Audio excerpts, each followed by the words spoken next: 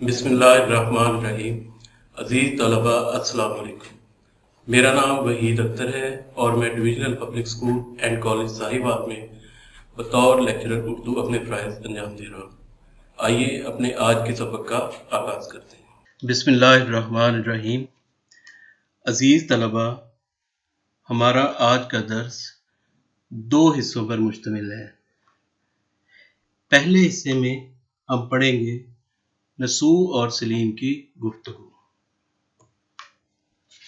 नसू और सलीम की गुफ्तगू हमारी 9वीं जमात की उर्दू की किताब का 5वां सबक है, जबकि आज के दर्स के दूसरे हिस्से में हम खतूत नवीसी या मकतूब निगारी के बारे में जानेंगे, यानी ख़त किसे कहते हैं, ख़त की कितनी इकसाम होती हैं, एक अच्छे ख़त की क्या खसूसियात हैं और ख़त लिखने का तरीका क्या है। तो आइए आज के दर्स के पहले हिस्से की जानिब बढ़ते हैं।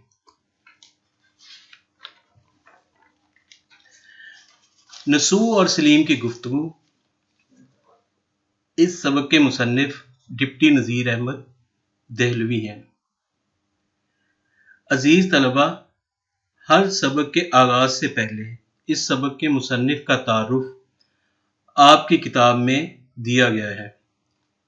ये तारुफ बेहद अहम है, क्योंकि बोर्ड के पेपर में आने वाले मारूज़ी सवालात में से कुछ सवालात तारुफ में से भी लिए जाते हैं।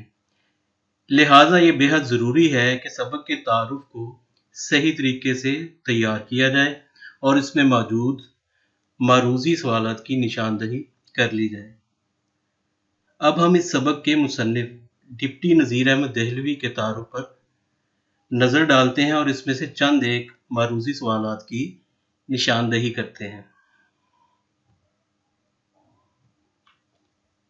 जैसा कि मैंने आपको बताया, इस सबक यानी नसू और सलीम की गुफ्तगू के मुसन्निफ का नाम डिप्टी नज़ीर अहमद दहलवी है। नज़ीर अहमद दहलवी की पैदाइश सन 1831 में हुई और उनकी वफ़ात 1912 में हुई। नज़ीर अहमद दहलवी के वालिद का नाम सादत अली था, जबकि उनकी पैदाइश ज़िला बिजनौर में हुई। नज़ीर अहमद दहलवी ने अपनी अमली ज़िंदगी का आगाज़ कुंजा ज़िला गुजरात के एक स्कूल में मुदर्रिस की हैसियत से किया। नज़ीर अहमद दहलवी के अहम कारनामों में एक कारनामा ये है कि उन्होंने इंडियन पीनल कोड का तर्जमा किया और ये तर्जमा उन्होंने 1861 में किया।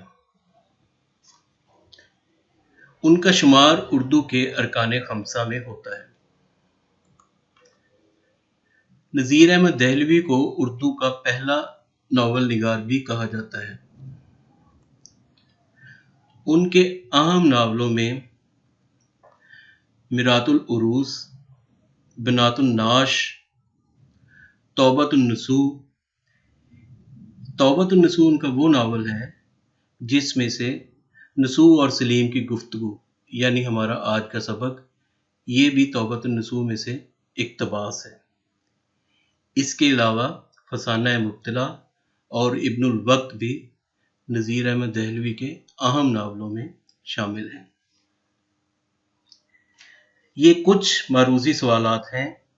आप इनके अलावा भी मज़ीद मारूज़ी सवालात तारुफ और सबक में से तलाश करके उनको याद करें, ताकि आप इम्तिहानी नुक्ता नज़र से अपने पेपर की बेहतर तैयारी कर सकें। किसी भी सबक को इम्तिहानी नुक्ता निगाह से अच्छी तरह तैयार करने के लिए ज़रूरी है कि सबसे पहले उस सबक को बहुत अच्छी तरह से पढ़ें, उसको समझें और उसमें बयान की जाने वाली कहानी को वाक़यात की दुरुस्त तरतीब के मुताबिक ज़हन नशीन करें।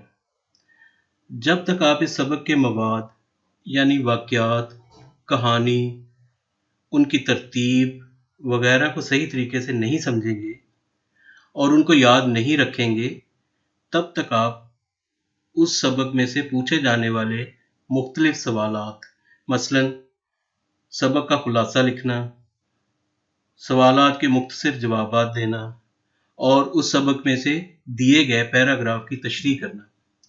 इस तरह के सवालात को सही तरीके से तैयार नहीं कर सकते। तो आइए सबसे पहले हम इस सबक का मुख्तसर जायजा लेते हैं ताकि हम इस सबक को सही तरीके से समझ सकें। डिप्टी नज़ीर अहमद उर्दू के पहले नावल निगार हैं। ये इक्तबास यानी नसूह और सलीम की गुफ्तगू उनकी किताब तौबतुन नसूह से लिया गया है। इसका मरकजी ख्याल ये है कि जब इंसान जिंदगी की असल रूह से रोशनास होता है, यानी जब उस पर जिंदगी की असल हकीकत खुलकर सामने आती है, तो वो अपनी दुनियावी जिंदगी की बजाय आखिरत की जिंदगी को संवारने की कोशिश करता है। इस सिलसिले में वो इस्लाह का काम अपने घर से ही शुरू करता है, जैसा कि इस सबक यानी नसूह और सलीम की गुफ्तगू में नसूह ने किया। और घर का सरबराह पूरे घराने की अखलाकी तरबियत का जिम्मेदार होता है। अगर घर का सरबराह अपने खानदान की दुरुस्त तरबियत करेगा तो वो अल्लाह ताला की अदालत में सुरखरू होगा, और अगर वो अपने अफराद खाना यानी घर के अफराद की सही तरबियत में नाकाम होगा तो क़यामत के दिन अल्लाह को जवाबदेह होगा। इस सबक में ये बताया गया है कि एक बार दिल्ली में हैजे की वबा फैली और नसूह जो सलीम का बाप है वो भी इस वबा की लपेट में आ गया।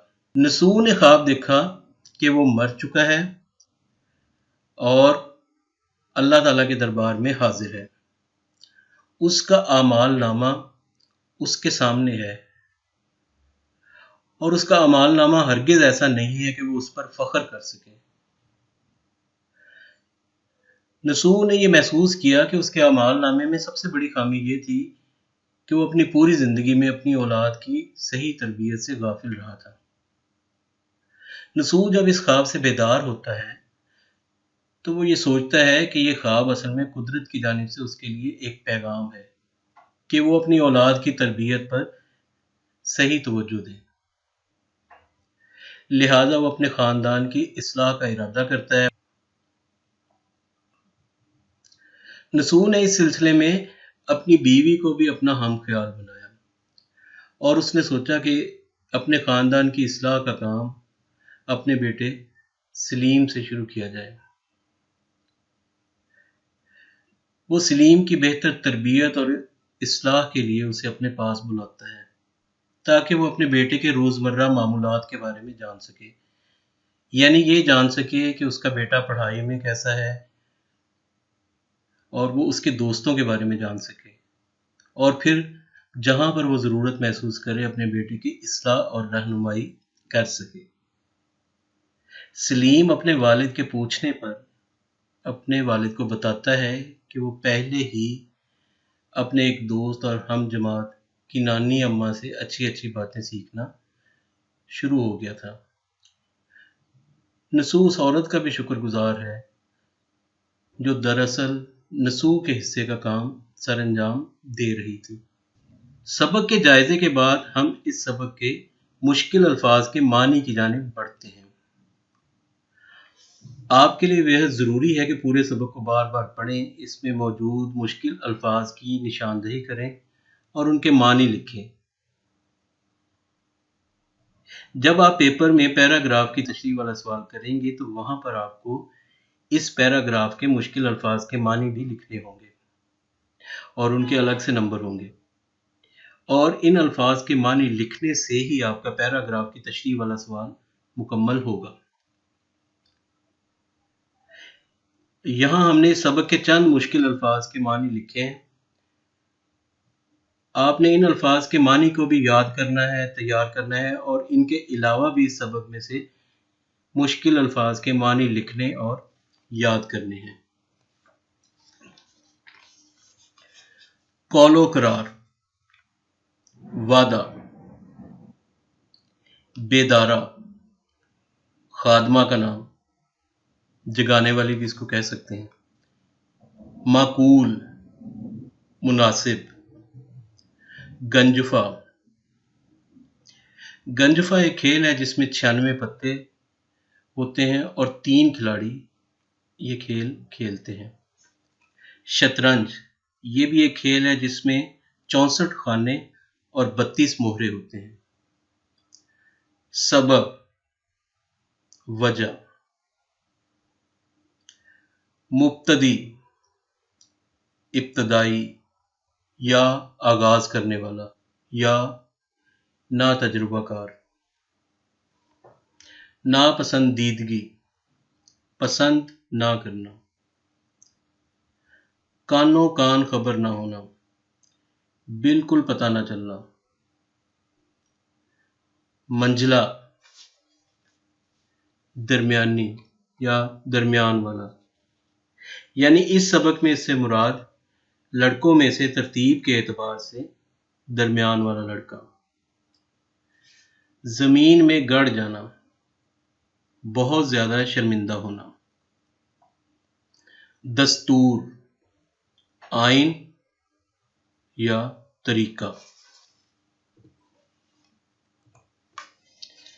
जता देना, आगाह करना, बता देना। दिल खट्टा होना, दिल उचाट होना। ऊपर तले, एक के बाद एक। आवाजा कसना, तंज करना या छेड़ना। आमोख्ता, सबक। टोकना, किसी बात से रोकना। ताज्जुब, हैरानी। बाला खाना, बालाई मंजिल यानी छत का ऊपर वाला हिस्सा। दालान, सहन। इसरार, जिद। बसरो चश्म, दिलो जान से।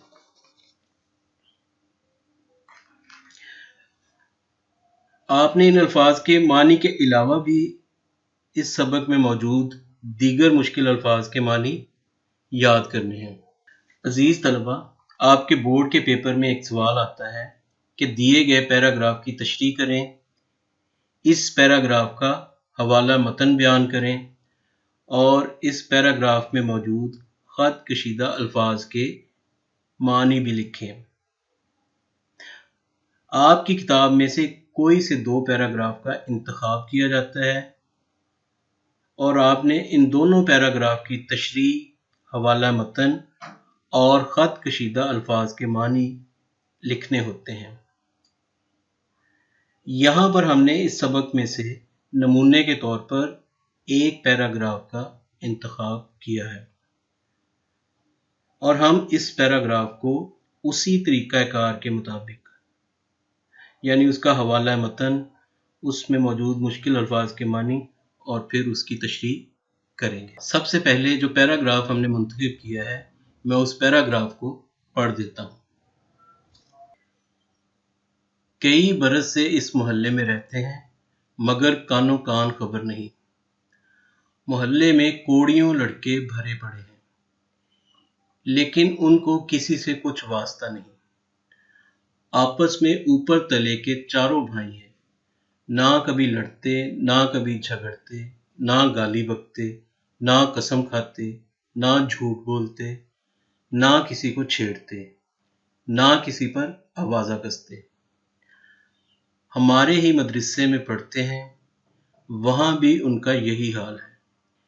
कभी किसी ने उनकी झूठी शिकायत भी तो नहीं की। इस पैराग्राफ में ये 4 खत कशीदा अल्फाज हैं। आपने इन अल्फाज के मानी लिखने हैं। इनमें से पहला लफ्ज कानो कान खबर नहीं, दूसरा लफ्ज कोड़ियों लड़के, तीसरा लफ्ज वास्ता और चौथा लफ्ज आवाज़ा کستے۔ اس سوال کا پہلا حصہ ہے حوالہ متن۔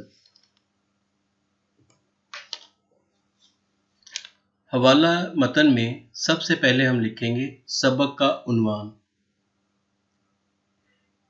یہ ہم مارکر کے ساتھ لکھیں گے اور اس کے سامنے لکھیں گے اس سبق کا نام، یعنی نسوء اور سلیم کی گفتگو۔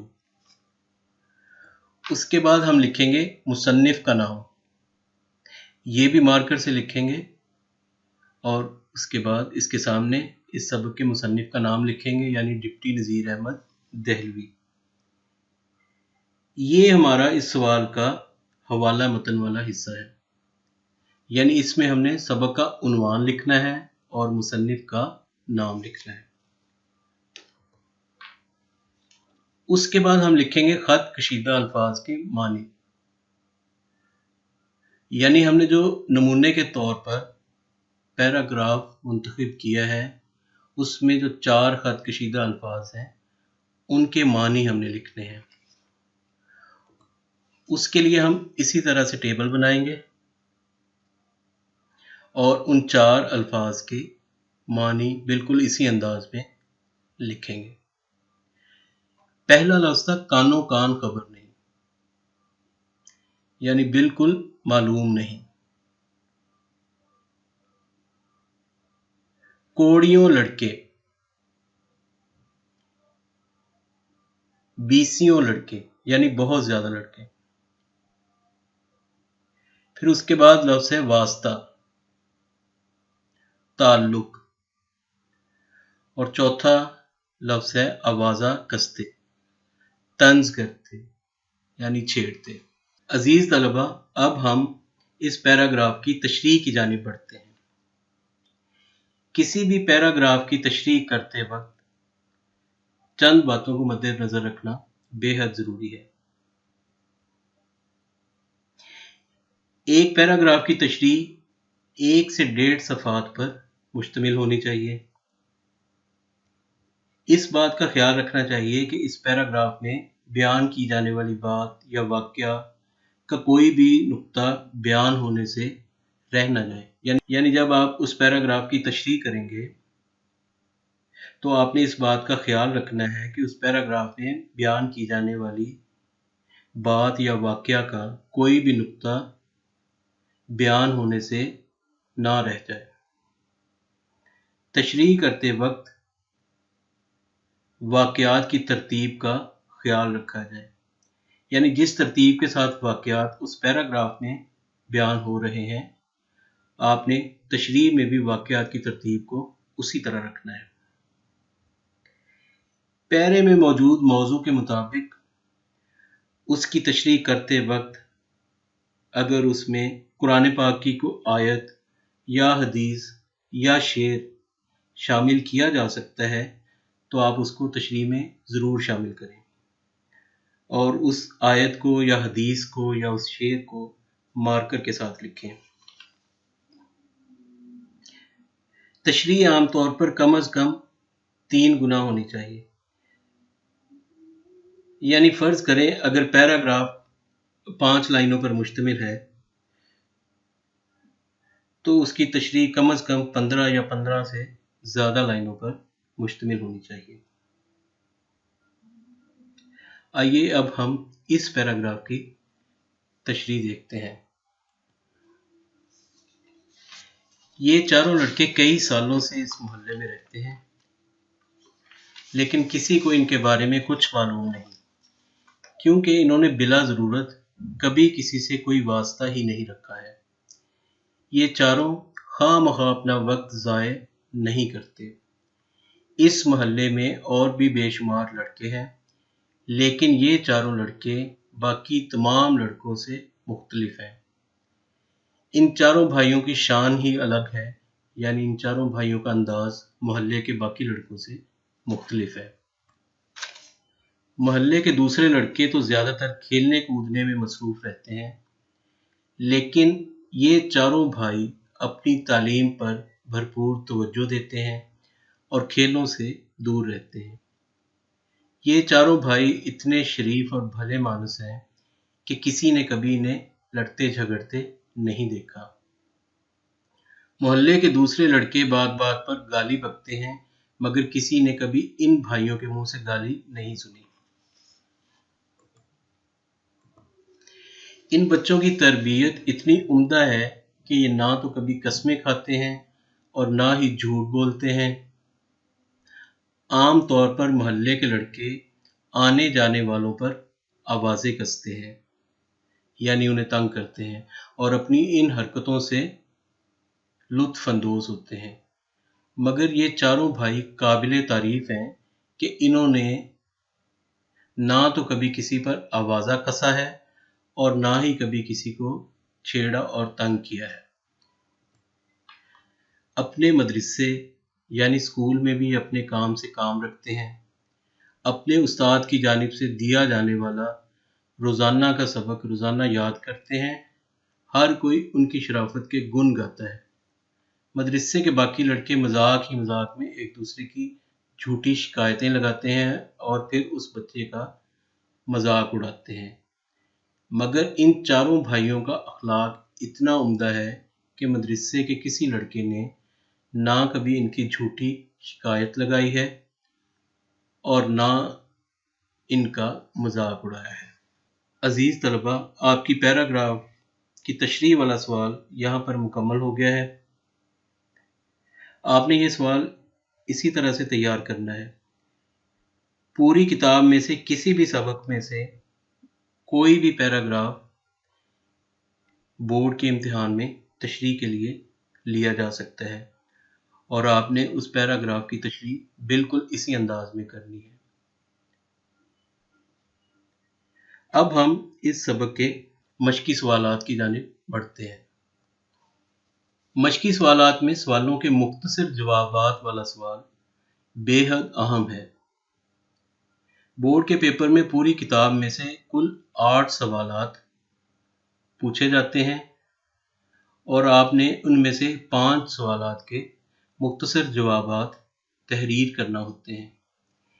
इसलिए हर सबक की मश्क में से सवालात के मुख्तसर जवाबात वाला सवाल, जो कि हर मश्क का पहला सवाल होता है, उसे अच्छी तरह से तैयार करना बेहद ज़रूरी है। यहाँ पर हम नसू और सलीम की गुफ्तगू के सवालात और उनके मुख्तसर जवाबात को देखते हैं। पहला सवाल है, बेदारा ने सलीम को जगाकर क्या पैगाम दिया? बेदारा ने सलीम से कहा कि साहबजादे उठिए, बाला खाने पर मियाँ साहब आपको बुला रहे हैं। सलीम की माँ ने सलीम के साथ नसू के पास जाने से क्यों इनकार किया? सलीम की माँ ने सलीम के साथ नसू के पास जाने से इसलिए इनकार किया क्योंकि उसकी गोद में लड़की यानी सलीम की छोटी बहन सो रही थी और वो उसकी नींद खराब करना नहीं चाहती थी। सलीम अपने भाइयों के साथ मदरसे क्यों नहीं जाता था?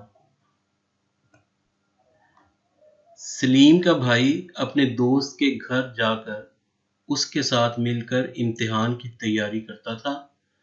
वहां उसे देर हो जाती थी और वो वहीं से मदरसे चला जाता था।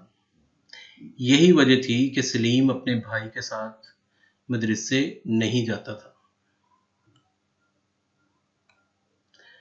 सलीम ने 4 लड़कों की क्या खूबियां बयान की? सलीम ने अपने अब्बा जान को बताया कि वो चारों लड़के बड़ी खूबियों के मालिक हैं। राह चलते हैं तो नजरें नीची किए हुए रहते हैं।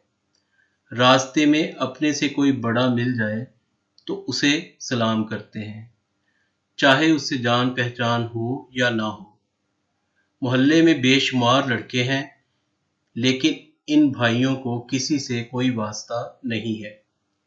ये ना तो लड़ते झगड़ते हैं और ना ही गालम गलोच करते हैं, ना कसम खाते हैं और ना ही झूठ बोलते हैं, ना किसी को छेड़ते हैं और ना किसी पर आवाजें कसते हैं। حضرت بھی کون تھیں اور انہوں نے سلیم کو کیا نصیحت کی؟ حضرت بھی ان 4 لڑکوں کی نانی تھیں۔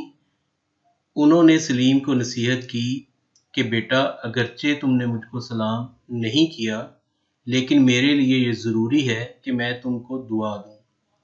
جیتے رہو، عمر دراز ہو اور اللہ نیک ہدایت دے۔ بھلے مانسوں کا یہ دستور ہے کہ جو اپنے سے بڑا ہو اس کو سلام کر لیا کرتے ہیں۔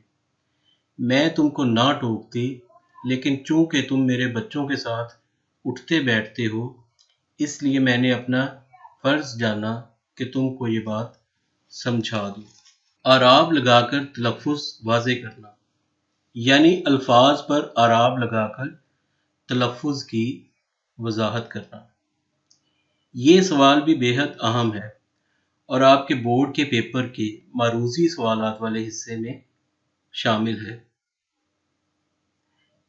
اس سبق کی مشق کے سوال نمبر 5 میں اس سبق کے کچھ الفاظ شامل کیے گئے ہیں۔ آئیے ہم دیکھتے ہیں کہ ان الفاظ کے کیا اعراب ہیں، یعنی ہم نے ان الفاظ پر اعراب کس طرح لگانے ہیں۔ پہلا لفظ ہے صورت۔ سواد کے اوپر پیش کی علامت ہے، واو کے اوپر جزم، رے کے اوپر زبر اور تے کے اوپر جزم۔ دوسرا لفظ ہے تعجب۔ اس میں تے کے اوپر زبر کی علامت ہے، آئین کے اوپر بھی زبر کی علامت ہے، جیم کے اوپر تشدید اور پیش کی علامت ہے اور بے کے اوپر جزم کی علامت ہے۔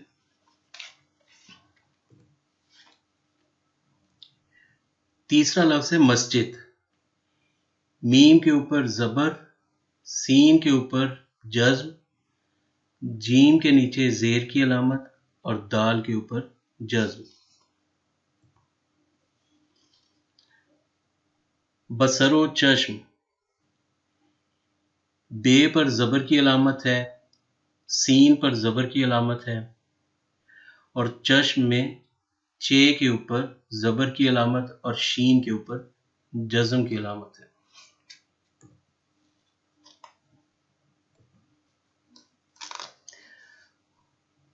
یہ لفظ اس کو ہم اگر ملا کے پڑھیں تو عمر دراز پڑھیں گے اور اگر الگ الگ پڑھیں تو عمر دراز پڑھیں گے۔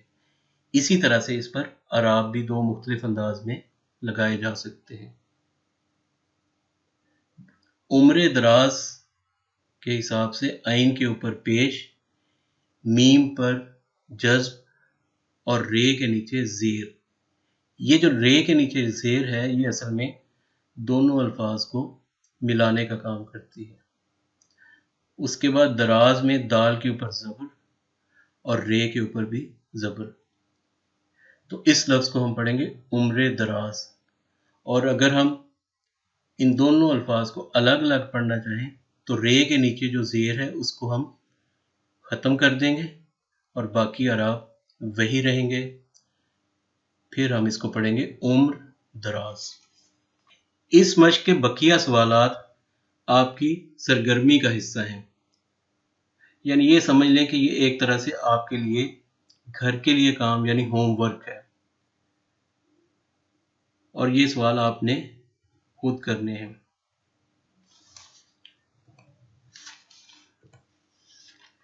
ان میں سے پہلا سوال ہے اس سبق کا خلاصہ لکھیں۔ یہ آپ کے سبق کی مشق کا تیسرا سوال ہے۔ سبق کا خلاصہ لکھنے کے لیے چند باتوں کو ذہن میں رکھنا بے حد ضروری ہے۔ سبق کا خلاصہ تقریباً 1.5 سے 2 صفحات پر مشتمل ہونا چاہیے۔ سب سے پہلے سبق کے مصنف کا نام لکھیں۔ اس کے لیے مارکر کے ساتھ ہیڈنگ دے کر یعنی سبق کے مصنف کا نام اور اس کے آگے مصنف کا نام لکھیں۔ خلاصہ لکھتے وقت یہ یاد رکھیں کہ اس میں کہانی، واقعات اور باتوں کی ترتیب وہی ہو جو ترتیب اصل سبق میں ہے۔ خلاصہ اصل میں تشریح کی ضد ہے، یعنی تشریح کے الٹ ہے۔ یعنی جیسے ہم کوشش کرتے ہیں کہ پیراگراف کی تشریح اصل پیراگراف سے کم از کم 3 گنا زیادہ ہو، اسی طرح سبق کا خلاصہ عموماً سبق کا 1/3 یعنی تیسرا حصہ ہوتا ہے۔ خلاصہ لکھتے وقت اس بات کو مد نظر رکھا جاتا ہے کہ اصل سبق میں سے کوئی بھی اہم بات نظر انداز نہ ہونے پائے۔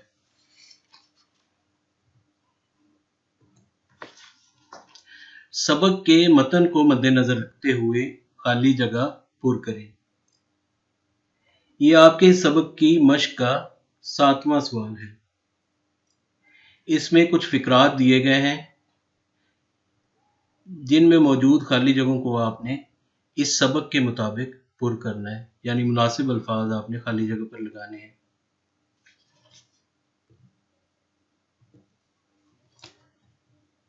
سبق کے متن کو مد نظر رکھتے ہوئے کثیر الانتخابی سوالات میں سے درست جواب کی نشاندہی کریں۔ یہ آپ کے سبق کی مشق کا 8واں سوال ہے۔ اس میں ہر سوال کے 4 ممکنہ جوابات دیے گئے ہیں اور آپ نے ان جوابات میں سے درست جواب کا انتخاب کرنا ہے۔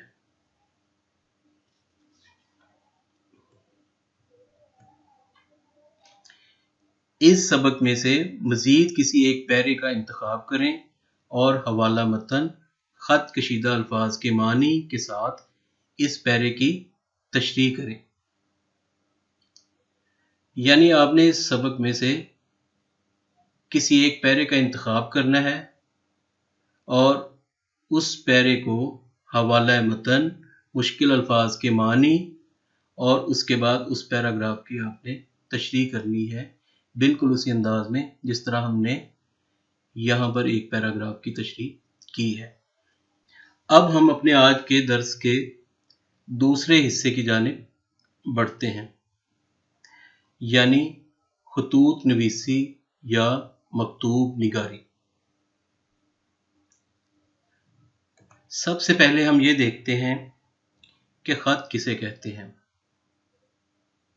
ہم سب دوسروں سے بہت کچھ کہنا چاہتے ہیں، دوسروں سے بہت ساری باتیں کہنا چاہتے ہیں، اپنے خیالات کا اظہار کرنا چاہتے ہیں، اپنے حالات کے بارے میں بتانا چاہتے ہیں، اپنے جذبات میں دوسروں کو شریک کرنا چاہتے ہیں۔ اگر ہم اپنی اس خواہش کی تکمیل لکھ کر کریں تو اسے خط نویسی یا خطوط نویسی یا مکتوب نگاری کہا جائے گا۔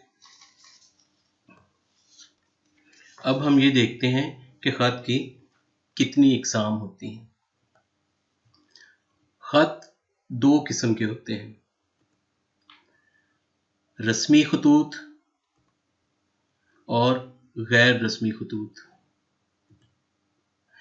رسمی خطوط وہ خط ہوتے ہیں جو کسی صاحب اختیار کو بھیجے جاتے ہیں اور ان میں عام طور پر اپنے حالات و مسائل سے اسے آگاہ کیا جاتا ہے، اور ان مسائل کے حل کے لیے ہم اس سے ایک طرح سے درخواست کرتے ہیں۔ اسی لیے رسمی خط اور درخواست میں کچھ زیادہ فرق نہیں ہوتا۔ اخبارات کے مدیروں کو لکھے گئے خطوط بھی رسمی خطوط کہلاتے ہیں، یعنی وہ خطوط جو ہم مختلف اخبارات کو ارسال کرتے ہیں، ان کے مدیروں کے نام لکھتے ہیں، جن میں ہم اپنے علاقے کے مسائل کے بارے میں نشاندہی کرتے ہیں، اور ہم یہ چاہتے ہیں کہ وہ خطوط اخبارات میں چھپیں اور ان مسائل کی نشاندہی ہو اور ان مسائل کا حل نکالا جا سکے۔ ان خطوط کو ہم رسمی خطوط کہتے ہیں۔ خط کی دوسری قسم ہے غیر رسمی خطوط۔ یہ وہ خط ہوتے ہیں جو ہم اپنے دوستوں کو لکھتے ہیں، عزیزوں کو لکھتے ہیں، والدین کو اور بے تکلف جاننے والوں کو لکھتے ہیں۔ چونکہ ان خطوں میں ہم اپنے جذبات کا، اپنے خیالات کا بے ساختہ اظہار کرتے ہیں، اس لیے اس طرح کے خطوں کو عادی ملاقات بھی کہا گیا ہے۔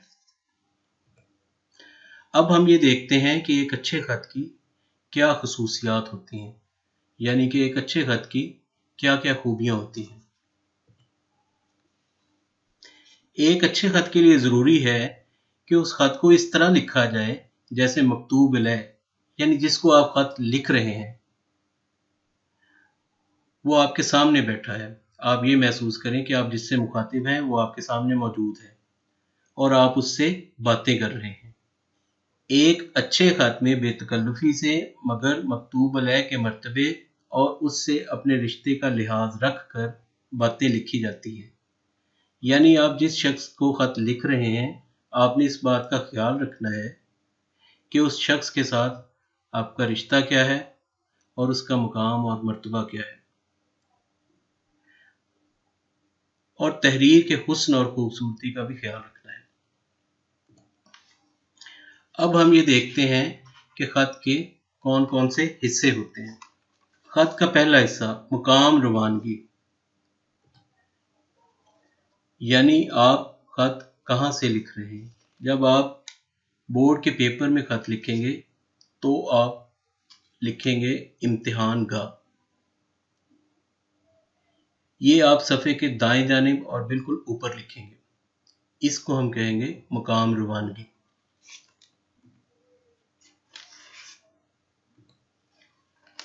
اس کے بعد خط کا دوسرا حصہ ہے تاریخ، یعنی آپ خط کس تاریخ کو لکھ رہے ہیں۔ مثال کے طور پر میں یہ خط 12 جون 2020 کو لکھ رہا ہوں، تو میں نے جہاں امتحان گاہ لکھا ہے اس سے نیچے والی لائن میں امتحان گاہ کے بالکل نیچے میں لکھوں گا 12 جون 2020۔ یہ خط کا دوسرا حصہ ہے۔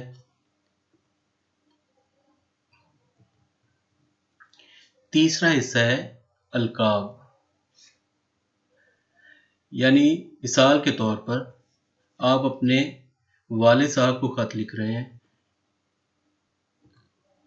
تو آپ لکھیں گے پیارے ابا جان، یہ آپ صفحے کے درمیان میں لکھیں گے اور جس لائن میں آپ نے تاریخ لکھی ہے اس سے نیچے والی لائن میں لکھیں گے، اس کو ہم کہتے ہیں القاب۔ خط کا اس سے اگلا حصہ ہے آداب،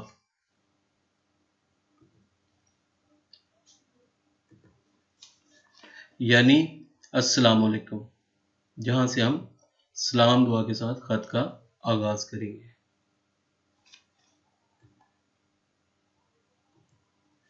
اس کے بعد ہے خط کا مضمون۔ السلام علیکم لکھنے کے بعد آپ اسی لائن سے اپنا خط لکھنا شروع کر دیں گے۔ خط لکھتے وقت آپ اس بات کا خیال رکھیں گے کہ آپ پیرے بنا کر خط کا مضمون تحریر کریں۔ پہلے پیرے میں آپ اپنی خیریت کے بارے میں بتائیں، اپنے ابا جان کی خیریت کے بارے میں دریافت کریں اور اس کے علاوہ اپنے گھر کے دیگر افراد کی خیریت کے بارے میں دریافت کریں۔ اس کے بعد دوسرے پیرے میں آپ اس موضوع کی طرف آئیں، اس مقصد کی طرف آئیں جس مقصد کے لیے آپ خط تحریر کر رہے ہیں۔ آپ کا یہ خط کم از کم 1 سے 1.5 صفحات پر ضرور مشتمل ہونا چاہیے۔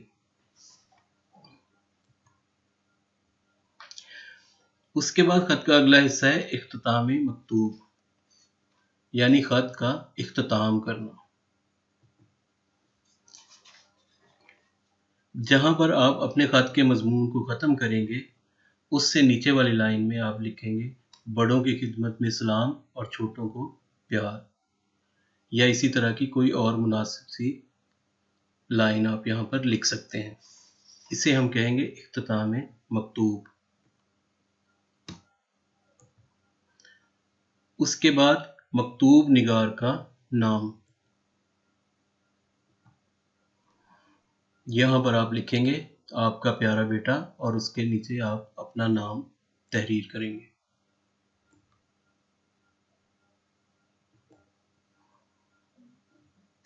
خط کا آخری حصہ ہے مکتوب الیہ کا پتہ، یعنی جس شخص کو آپ خط لکھ رہے ہیں اس کا مکمل پتہ آپ نے تحریر کرنا ہے۔ وہ پتہ آپ نے اپنے خط کے صفحے کے دائیں جانب تحریر کرنا ہے۔ اس کے ساتھ ہی آپ کا خط جو ہے وہ مکمل ہو جائے گا۔